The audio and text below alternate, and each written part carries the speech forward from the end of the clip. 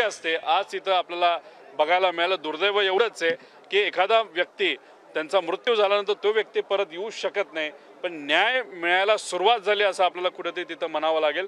तसंच सूर्यवंशी परिवाराला सुद्धा न्याय आपल्याला येत्या काळामध्ये द्यायचा आहे। पण देशमुख परिवाराची अजून एक मागणी आहे, जी लोकांची मागणी आहे की सहआरोपी धनंजय मुंडेला झालंच पाहिजे, कारण का त्या कंपनीकडनं पैसे मागण्याची बैठक ही धनंजय मुंडेंच्या घरी झाली होती असं भाजपचा आमदार त्या ठिकाणी पुराव्यासकट म्हणत असेल तर मग सहआरोपी करून या सगळ्या विषयामध्ये पारदर्शक पद्धतीने एन्क्वायरी होणं पण तितकंच महत्त्वाचं आहे।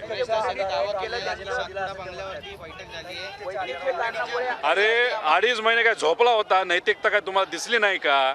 हे जे फोटो आणि जी काय चर्चा आहे, जे काय व्हिडिओज आहेत, तुम्ही सत्तेत असल्यानंतर तुम्हाला 1.5 महिन्यापूर्वी ह्या सगळ्या गोष्टी दिसलेल्या आहेत, तेव्हा तुम्हाला नैतिकता कळली नाही का? आज नैतिकतेचे त्या ठिकाणी पतंग तुम्ही उडवायला लागलेला आहे। आज झोपेतून तुम्ही जागा झाला आहात, लोकांनी तुम्हाला जागा केलेलं आहे, म्हणून आज तुम्ही तिथं राजीनामा देता। याच्या आधी काय तुम्ही पतंग उडवत बसलेला काय टाइमपास करत होता का? त्यामुळे आज नैतिकतेच्या गोष्टी त्यांनी कुठं करू नये।